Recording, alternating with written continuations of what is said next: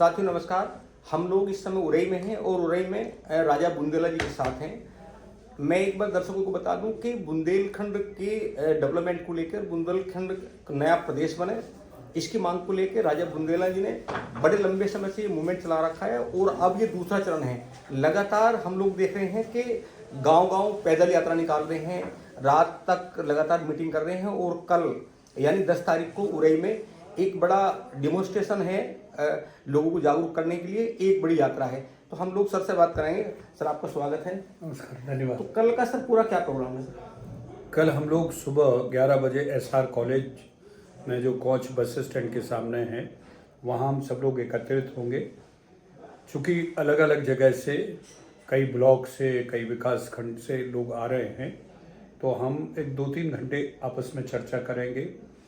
हम एक खुला मंच रख रहे हैं ताकि लोग अपनी बात करें। उसमें अगर किसी को ये लगता है कि बुंदेलखंड राज्य नहीं बनना चाहिए तो हम वो भी, उसके लिए भी मंच है। वैसे अभी तक हमारे द्वितीय चरण में कोई ऐसा व्यक्ति नहीं मिला जिसने बुंदेलखंड को लेकर कोई आपत्ति दी हो। एक 2-3 घंटे हम आपस में जब सब कुछ सुन लेंगे, फिर एसआर कॉलेज से हम मार्च करते हुए घंटाघर होते हुए फिर बाया भगत सिंह चौराहे से हम टाउन हॉल की तरफ जाएंगे और जीआईसी में इसका समापन है। यहाँ पर हम लोग अपना जनता के सामने वो ज्ञापन पढ़ेंगे, जो ज्ञापन हम लोग प्रधानमंत्री, गृह मंत्री और माननीय डीएम साहब को देना चाह रहे हैं। चूँकि राज्य सरकार इसमें कोई बहुत ज़्यादा दखल है नहीं, लेकिन फिर भी हम माननीय मुख्यमंत्री जी को भी ज्ञापन देंगे, चूँकि वो हमारे क्षेत्र के मुखिया हैं, प्रथम नागरिक हैं। तो ये है, और इसकी सूचना हम सबको दे चुके हैं, हमारे पास परमिशन है। हम लोग मूक एक कार्ड लेके चल रहे हैं कि हमें चाहिए स्वराज, हमें चाहिए बुंदेलखंड राज, उरई, जालौन, बुंदेलखंड। साथियों मैं एक बार बता दूं कि आप तो चूंकि बुंदेलखंड की रियासत की क्योंकि विरासत आपके पास है, और हम अभी दिखाएंगे वो बेड जिस पे रात में पूरे दिन संघर्ष करते हैं, लोगों के बीच रहते हैं, लगातार गांव और शहर की गलियों से निकलते हैं और रात में किस बिस्तर पे सोते हैं। और जब हम चूँकि राजा बुंदेला का ये किसी पहचान के मोहताज नहीं है, आप फिल्म स्टार भी हैं बड़े, और बुंदेलखंड की युवाओं के भविष्य को लेकर जो लगातार जो बड़ा मूवमेंट शुरू किया है। अब देखना यह है चूँकि बुंदेलखंड का देश में इतिहास है। जब जब हम बुंदेलखंड के संघर्ष की बात करते हैं, संग्राम की बात करते हैं, चाहे ब्रिटिश हुकूमत की बात हो, चाहे मुगल काल की बात हो, बुंदेलखंड का अपना महत्व रहा है और देश में बुंदेलखंड का बड़ा योगदान भी है। तो लगातार पिछले हम देख रहे हैं लगभग 6 दशक से बुंदेलखंड की मांग चल रही है। और बुंदेलखंड जब ब्रिटिश हुकूमत थी तब कभी गुलाम नहीं रहा, और जब मुगल शासन रहा तब भी आज़ाद रहा और अब भी ताकत के साथ रहा। आज बुंदेलखंड लगता है, जब हम लोगों से बात करते हैं, कि बुंदेलखंड कुछ बंधक सा है। जो बुंदेलखंड की खनिज संपदा है वो लगातार भारत सरकार और प्रदेश सरकारों के पास जा रही है। लेकिन जब डेवलपमेंट की बात करते हैं, युवाओं की बात करते हैं, यहाँ रोजगार की बात करते हैं, यहाँ किसानों की बात करते हैं, तो कहीं ना कहीं इसका दर्द राजा बुंदेला के मन में है और इसीलिए लगातार गाँव-गाँव घूम रहे हैं। सर, बुंदेलखंड को लेकर हम आपसे जानना चाहते हैं कि आखिर क्या वजह है जो एकदम आपको मैदान में कूदना पड़ा? इसकी एक नहीं कई वजह है। देखिए, हमारे पास सब कुछ बचा नहीं है। हमारा नौजवान पढ़ लिख के भी बाहर जाके कोई छोटी सी रोज़मर्रा ज़िंदगी को चलाने के लिए नौकरी करता है। यहाँ पर अपने माँ बाप को भगवान भरोसे गांव देहात में छोड़ के चला जाता है। जो उसकी पुश्तैनी भी ज़मीन होती है 1-2-3 एकड़, उसकी भी वो परवाह नहीं करता है, अधिया बटिया पर दे के चला जाता है। उसको ये तय कर दिया गया है इन्फिनिटी भावना से, हीनता भावना से, कि उसका भविष्य यहाँ नहीं है। तो फिर वो बाहर जाता है। आपको जानकारी दे दूँ, 67% पलायन है बुंदेलखंड में, और वो भी युवा जा रहा है। और वो युवा 3 पीढ़ी का नुकसान कर रहा है। एक पीढ़ी वो जो अपने माँ बाप को छोड़ के गाँव देहात में जा रहा है, एक पीढ़ी वो खुद जो अपनी बीवी को, अपने बच्चों को लेकर शहर से जा रहा है और दूसरे शहर में जा रहा है जहाँ वो बोझ बनेगा। हर शहर का अपना एक कैपेसिटी होती है कि साहब इतने ही आदमी इतनी आबादी को झेल सकता है। लेकिन जो हज़ारों की तादाद में जब लोग जाते हैं यहाँ से पलायन करके, तो दूसरे शहर पे भी बोझ होते हैं। तो वो वहाँ जाएगा, खेत में ईंटा गारे ला के मकान बनाएगा, और वो तीसरी पीढ़ी बच्चे जो सड़क फुटपाथ पे खेल रहे होंगे जिनका भविष्य है पढ़ने का, आगे बढ़ने का। ये एक बात हुई। दूसरी बात, हमारी 7 नदियों का पानी हमें मिल नहीं रहा है। हमें केवल सूखा सूखा सूखा कह के जल योजनाएं, केन बेतवा लिंक, हर घर नल, हर नल जल, कुछ ना कुछ ऐसा एक माया जाल बुन दिया जाता है कि अभिभूत हो जाती कि अरे वाह, अब हमारी समस्याएं खत्म हुई। बिजली 4 जगह बनती है, फिर भी आप आज रुके हैं यहाँ पे, रुकिए, आपको पता चलेगा 8 घंटे की कटौती है। 8 घंटे कोई बिजली नहीं आएगी, जबकि हमारे यहाँ 4 घंटे, हम बुंदेलखंड में बना रहे। बिजली हो गया, आपका पानी हो गया, शिक्षा की व्यवस्था ये है कि महीनों से यहाँ के अध्यापकों को तनख्वाह नहीं मिली। अध्यापक घर से निकलता नहीं है, और कुछ अध्यापक हैं जो होशियार हैं, वो अपनी तनख्वाह पूरी लेते हैं, सबलेट पे 2-3 हज़ार का कोई एक नया लड़का ले देते हैं और वो जाता है, उनकी जगह वो पढ़ाते हैं। अस्पताल आप देख लीजिए, कहीं पे भी, उरई में एक अस्पताल मेडिकल कॉलेज खुला है जिसको लोग यहाँ रेफरिंग सेंटर, रेफरिंग क्या कहाँ रेफ़र करना है वो रेफ़र कर देते हैं। कुछ नहीं मिला 77 साल बाद, ना एक एम्स है, ना एक IIT है। 14 ज़िलों में एक फंक्शनल हमारे पास एयरपोर्ट नहीं है, एक कोई ऐसी फैक्ट्री नहीं है जहां आदमी रुक के काम कर सके। किस बात का हम दम भरते हैं? और दूसरी सबसे बड़ी बात है जिसका हम लोगों को ऑब्जेक्शन है कि हम उत्तर प्रदेश हैं ही नहीं। ये उत्तर प्रदेश हमारे ऊपर थोपा गया। बुंदेलखंड जिसकी हम और आप बात करते हैं, बुंदेलखंड को ये कहा जाता है it's a very heart of India, central जिसको कहा जाता है मध्य भारत, ये हम लोग हैं। तो हमें उत्तर प्रदेश क्यों बनाया गया? और उत्तर प्रदेश में हमें फंसा के हमारी मालकाना हक ले लिया। पानी वो तय करते हैं, बिजली वो तय करते हैं, रोजगार वो तय करते हैं, योजनाएं आती हैं। 403 में 19 हमारे विधायक क्या लेंगे? वो 403 विधायक को जो मिलता है eastern UP, Ghaziabad, Gorakhpur sir तब जाता है। तो ऐसी स्थितियों में कौन, किसी को तो खड़ा होना पड़ेगा लड़ने के लिए। और यहाँ का गरीब गुरबा अपने पेट के आगे ना सोच सकता है, ना सोच पाता है, तो वो हार ही गया। उसने अपने आप को भगवान भरोसे छोड़ दिया। तो हमने कुछ साथियों से जो संपन्न हैं, जो अपनी ज़िंदगी को एक लंबे समय तक जी चुके हैं परिवार के लिए, अब हमने उनको जोड़ा है और हमने उनसे यही कहा कि हमें नया राज नहीं चाहिए। वो बुंदेलखंड जो आज़ादी के पहले था, जिसको सोन चिड़ैया कहा जाता था, जिसके बारे में कहा जाता था दूध दही की नदियाँ बहती हैं, वो बुंदेलखंड जो सूरमा, यहाँ पे बहुत बहादुरी के लिए, धनवान के लिए जाना जाता था, हमें वो वापस चाहिए। हम अब उत्तर प्रदेश और मध्य प्रदेश की गुलामी में नहीं जी सकते हैं। अगर आप हमारा राज्य नहीं बना रहे हैं तो हमें नेशनल टेरिटरी बना दीजिए। हम दिल्ली की तर्ज पे काम करेंगे। आप एक लेफ्टिनेंट गवर्नर बनाइए, उसकी देखरेख में चुनाव करवाइए, उसी की देखरेख में जो सरकार बने वो काम करेगी, और जो भी पैसा आएगा वो सीधा बुंदेलखंड को मिले। ये भी अगर मंजूर नहीं तो हम तीसरा विकल्प दे रहे हैं कि आप एक गवर्निंग काउंसिल बना दीजिए, जो अभी बोडोलैंड की बनी है। गवर्निंग काउंसिल में उस जगह के चुने हुए कुछ लोग होते हैं, उन्हीं में से एक मुखिया चुना जाता है। जो पैसा आता है क्षेत्र की बखूबी के लिए उस गवर्निंग काउंसिल को दे दिया जाता है, और वो गवर्निंग काउंसिल तय करती कहाँ किसको जोड़ना है, कहाँ किसको पैसा देना है, क्या विकास होना है। 3 विकल्प के बावजूद भी अगर ये नहीं मान रहे हैं तो फिर ये मानिए कि संघर्ष लंबा है। हम कोई तोड़ फोड़ नहीं करेंगे, ना बसें जलाएंगे, ना ट्रेन रोकेंगे, ना किसी सरकारी दफ्तर को नुकसान पहुंचाएंगे, लेकिन हम जेल भरो आंदोलन करेंगे। अभी 3 फेज का हमारा ये गांव-गांव पाँव-पाँव बाकी रह गया। इसके बाद हमारा दिल्ली में एक धरना प्रदर्शन है, और उसके बाद भी अगर सरकार नहीं चेती तो निश्चित तौर पर हम लोग, हमारा आपस में ये तय हुआ है कि हम जेल भरो आंदोलन करेंगे, सांकेतिक हड़ताल करेंगे। ये हमारा फ्यूचर का प्लान है। सर 3 बड़े सवाल है सर। जी सर। अगर कल केंद्र शासित राज्य बन जाता है या अलग बुंदेलखंड स्टेट बन जाता है, तो एक सर बड़ी समस्या कि बड़ी मात्रा में, जैसा आपने कहा कि 67% जो नौजवान है उसका पलायन। दूसरा सर, जो एग्रीकल्चर सेगमेंट है वहाँ जल का संकट है बहुत ज़्यादा, और एग्रीकल्चर मतलब इतना है कि किसान बहुत परेशान है, जल का बहुत ज़्यादा संकट है।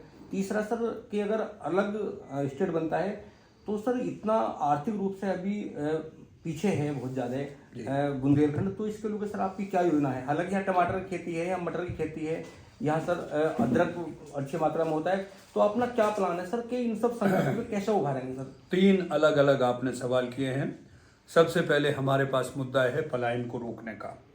जो हमारी गरीबी और जो भुखमरी है उसमें बहुत बड़ा हाथ पलायन का है। नौजवान जब यहाँ से चला जाता तो यहाँ से नौजवान ही नहीं जाता, वो अपने साथ साथ लोगों की उम्मीदें और सपने ले जाता है। अगर नौजवान यहाँ रहेगा तो वो अपने माँ बाप की देखरेख करेगा, वो 2.5 एकड़ की खेती किसानी है उसे करेगा, उसके बाद कोई उद्यम होगा, कोई ऐसा कारोबार होगा जिसमें वो हाथ बटाएगा। तो एक समस्या है कि हमारा आदमी हमारे पास है और वो उसकी देखरेख में हो रहा है। तो मुझे उम्मीद है जब यहाँ पर आदमी रुका रहेगा, यहाँ पे काम करेगा, तो बाहर के लोग फैक्ट्री वाले आना पसंद करेंगे, कोई भी उद्योगपति आना पसंद करेगा। अभी कोई भी उद्योगपति इसलिए नहीं आता है कि यहाँ है ही नहीं कोई, यहाँ केवल बुजुर्ग और बच्चे हैं। तो कोई उद्योगपति, कोई इंडस्ट्री क्यों डलेगी? तो पलायन जैसे हमने रोका, एक ये होगा। दूसरा, आप जो कह रहे हैं कि वैसे भी बहुत खराब स्थिति है, जिस पानी की समस्या आप कह रहे हैं, बुंदेलखंड पानी के ताल तलैयों के लिए ही जाना जाता था। अगर आप थोड़ा सा भी जानकारी ले लें, ताल बेहट के टीकम ललितपुर सबसे ज़्यादा पानी वाला जिला है, लेकिन सबसे ज़्यादा गरीबी वहाँ पर है। उसके आगे आप टीकमगढ़ चले जाइए, टीकमगढ़ ताल तलैयों के नाम से मशहूर था। आपने सबके सब यही महोबा में, आप बेलाताल की बात करिए, बेलाताल पूरा के पूरे महोबा को पानी देता था। आपने उसमें इंक्रोचमेंट करके उसमें बिल्डिंगें खड़ी कर दी हैं और फिर आप कहते हो कि बुंदेलखंड में पानी की समस्या है। हमारे यहाँ कभी कोई पानी की समस्या रही ही नहीं। हमारे यहाँ किसी भी किसान ने नदी से पानी लिया ही नहीं, खेत में कुएं होते थे और कुएं के साथ ही, रेंट के साथ ही वो करते थे। आपने वैसी ऐसी योजनाएं लाके थोप दी, कभी ऑस्ट्रेलिया से, कभी अमेरिका से, कभी इंग्लैंड से, और उन योजनाओं को पहले लोगों को समझाओ। तो अब ये देखिए साहब, हर घर नल और हर नल जल, ये योजना आई, आपने गांव की सड़कें सीमेंटेड कर दी कि साहब अब आप देखिए चलने पर, और फिर जैसे ये योजना आई तो गांव की सड़क को तोड़ फोड़ के बीच में से वो पाइपलाइन डाल दी। फिर ठेकेदार को नुकसान हुआ तो वो छोड़ के चला गया। तो वो पाइपलाइन का पानी भी सड़क पे है, ना तो उनको पानी मिल रहा है ना उनकी सड़क है ये। और तीसरा सबसे बड़ा जो कारण है, हमारा मालिकाना हक। जब तक मालिकाना हक नहीं होगा तब तक हम ऐसे ही मारे मारे घूमेंगे। चौथा जो आपकी वजह आप बता रहे हो, हर नए राज्य को केंद्र 15 साल पोषित करता है। दिस एक अब बहुत इंपॉर्टेंट बात है, आप समझ लीजिए, दे सपोर्ट फाइनेंशियली, चाहे वो स्पेशल पैकेज कर ले, चाहे न्यूली राज्य करे इसमें, फिर उसके बाद 10 साल में कम होता है, फिर 5 साल में कम होता है। और जैसे ही राज्य अपने, जैसे अभी उत्तराखंड का सपोर्ट बंद हो गया, छत्तीसगढ़ का सपोर्ट बंद हो गया, क्योंकि ये अपने पैरों पे खड़े हो गए। लेकिन राज्य बनने के समय में इनको 15 साल तक सरकार ने जहाँ जहाँ ज़रूरत हुई वहाँ वहाँ उनको सपोर्ट किया।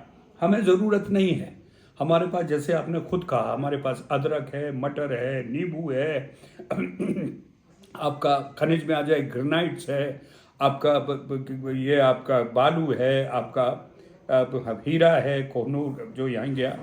और हमारे यहाँ सबसे बड़ी बात है वो खनिज है जो हर्बल में, आयुर्वेदिक में चलता है। छत्तीसगढ़ और झारखंड के बाद हम तीसरी बड़ी स्टेट है जो बाबा रामदेव को, वैद्यनाथ प्राणदा वाले को, हमदर्द को, हम सारा खनिज हम दे रहे हैं। और उसके बाद भी हम भूखे। तो ये एक बड़ा मुगालता है, एक बड़ा माया जाल है जो झूठ वूठ फैलाया जा रहा है कि ये अपने पैरों पे खड़े नहीं हो सकते।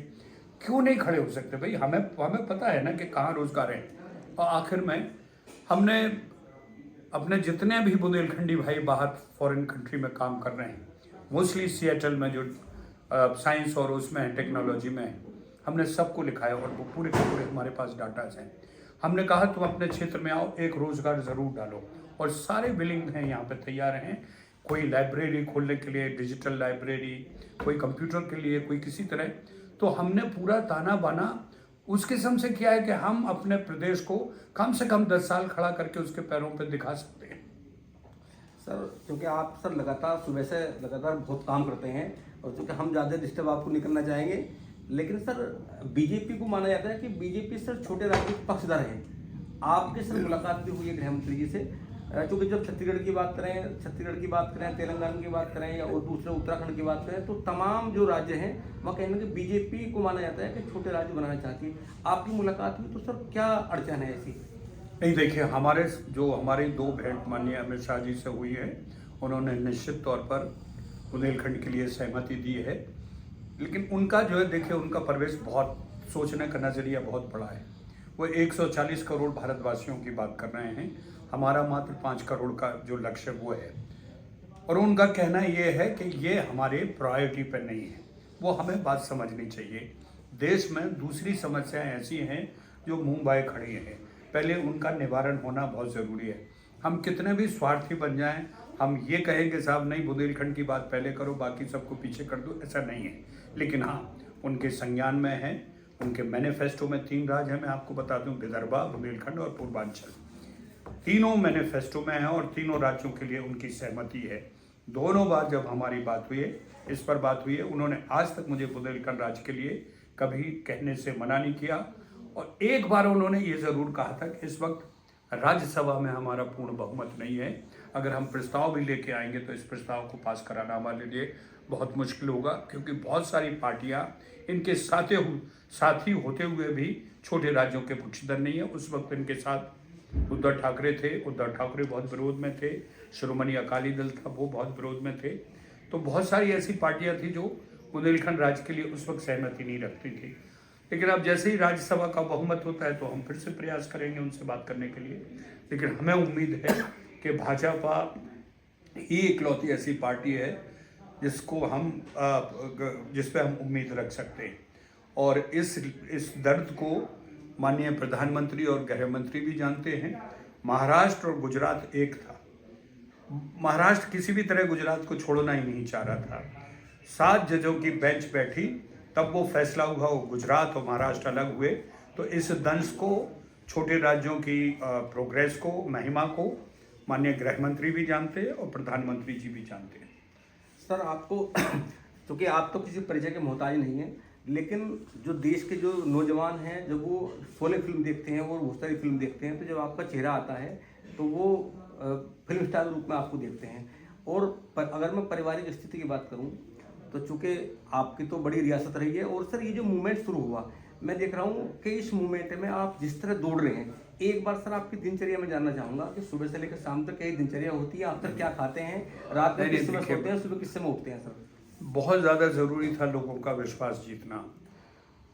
अगर मैंने उनका विश्वास जीत लिया तो वो हमारी बात को गंभीरता से सुनेंगे, और फिर हमारी बात में अगर वजन है तो फिर उसको वो गुनेंगे भी। लेकिन यहाँ पे अभी भी फिल्म एक्टर बन के घूमूँ, एसी कार में घूमूँ, बड़ी बड़ी कार में घूमूँ और बड़े नाज और नखरे के साथ रहूँ, तो कोई किसी को परवाह नहीं है। बहुत ज़्यादा ज़रूरी है ज़िंदगी में कि आप सामने वाले को जब खुले रूप में मिलेंगे तभी वो अपनाएगा। सबसे पहले सुबह सुबह उठ के चाय की बड़ी समस्या होती थी। चूँकि मैं साथी हूँ, सब 1 चाय 2 चाय, तो हमने चाय ही छोड़ दी, हमने कहा हम चाय नहीं पीते। फिर बिस्तर की बात होती, बुंदेला जी का कमरा, बुंदेला जी का बिस्तर, हमने कहा चल हम ज़मीन पर ही सोएंगे, बिस्तर पर सोएंगे नहीं। हमने रोटी खाना छोड़ दिया, क्योंकि अरे गर्म रोटी लाओ बुंदेला जी को। तो हमने वो सारी चीज़ें जो विवाद की वजह बनने हैं और जिससे हमारे लोगों का हमारे प्रति विश्वास उठ जाए, उनको हमारी उसमें कहीं ये लगे यार ये बदमाशी है, कहता कुछ है और करता कुछ और है, तो हमने वो सारी चीज़ें छोड़ दी जो कहीं ना कहीं लोगों को हमारे दिल में हमारे प्रति शंका पैदा करे। और अच्छा भी है, मैं सुखी भी हूँ, क्योंकि मेरी अब ज़रूरतें बहुत कम हो गई हैं बुनियादी तौर पे। तो मुझे अच्छा लगता है, पहले बहुत ज़रूरतें थी तो बहुत लाव लश्कर लेके चलना पड़ता था, कोई ज़रूरत नहीं। और ये ज़िंदगी का ऐसा कदम है जो मैंने गांधी जी को पढ़ के सीखा है। गांधी ने अपनी ज़िंदगी को इतना सहज और सरल कर दिया था, तभी लोगों को गांधी दिल में उतरते थे और लोगों को अंदर तक छूते थे। तो अब यही है, अगर ये मैं नहीं करता तो मुझे नहीं लगता कि लोग मेरी बात मानते और मेरे साथ जुड़ते। तो बुंदेलखंड के लोगों को, देश के लोगों को आप सब क्या कहना चाहते हैं? मैं यही कहना चाहता हूँ कि एक तो पहले बुंदेलखंड वासियों को कि तुम्हारा बुंदेलखंड तुम्हारा अपना है। 77 साल से तुम दूसरे प्रदेश और दूसरे लोगों के साथ गुलाम रहे या जुड़े रहे, मैं कोई शब्द का इस्तेमाल नहीं करूँगा, तुम्हीं को करना होगा। लेकिन अब समय आ गया है, आप अपने को पहचानो, बुंदेलखंड को फिर से एक बार अपने पैरों पे लेके आओ, उसको खड़ा करो और इस जिम्मेदारी को समझो। उसमें अकेला राजा बुंदेले या उसकी टीम काम नहीं करेगी। जिस दिन आप खड़े हो जाओगे, दुनिया की ताकत आपको रोकेगी नहीं। यही जेपी ने कहा था इंदिरा गांधी से, सत्ता खाली करो जनता आती है। तो जनता हो आप लोग, मैं तो एक आपकी आवाज़ मात्र हूँ। उठो, खड़े हो, स्वराज अपना बुंदेलखंड राज वापस लो। दूसरी देश की जनता से मैं यही कहूँगा कि इस वक्त हमारा देश बहुत निर्णायक स्थिति में है। आपको इतना स्वाभिमानी और इतना पराक्रमी प्रधानमंत्री मिला है जिसने बड़े बड़े मुल्कों को घुटनों पर ला दिया है, जिसकी सोच रात दिन देश के प्रति है। तो हम सजग रहें, हम चैतन्य रहें और अपने प्रधानमंत्री के हाथ सब कुछ मजबूत करें, क्योंकि ये सीधा प्रहार है हमारे कल्चर पे, हमारे धर्म पे, हमारे समाज पे। अगर इसको बचाना है तो हमें अपने प्रधानमंत्री, अपने लोगों को हमें मजबूत करना होगा। साथियों, हमने एक वो आंदोलन देखा जब उत्तराखंड को अलग प्रदेश बनाने की मांग उठी, हमने वो भी आंदोलन देखा जब तेलंगाना को अलग प्रदेश बनाने की मांग उठी। और जिस तरह राजा बुंदेला यहाँ पे लगे हुए हैं, बिल्कुल उसी अंदाज पे, उसी पैटर्न पे आंदोलन शुरू कर दिया है। और तमाम गांव-गांव, शहर-शहर, कस्बों में, बड़े शहरों में सब जगह घूमते हैं, युवाओं से बात करते हैं, किसानों से बात करते हैं, नौजवानों से बात करते हैं और तमाम उन सब लोगों से बात करते हैं जो श्रमिक हैं। उन्हें बताते हैं कि बुंदेलखंड अगर कल अलग राज्य बनता है तो इसके क्या लाभ होने वाले हैं, और जो दरिद्रता है, आर्थिक रूप से जो गिरावट है, जो बेरोजगारी है, इन सबको दूर करने का यत्न बताते हैं। तो आप सब लोग लगे रहिए और एक बार कमेंट जरूर करिए, क्योंकि राजा बुंदेला इस समय घर छोड़ चुके हैं और पूरे बुंदेलखंड में गांव-गांव घूमे। सर, आपने समय दिया, इतने कीमती समय में आपको बहुत आप लोग आए, आप लोगों ने इस काबिल हमारे कॉज को समझा। आपका बहुत बहुत धन्यवाद। Thank you. जय बुंदेलखंड। सर, हम जो अपना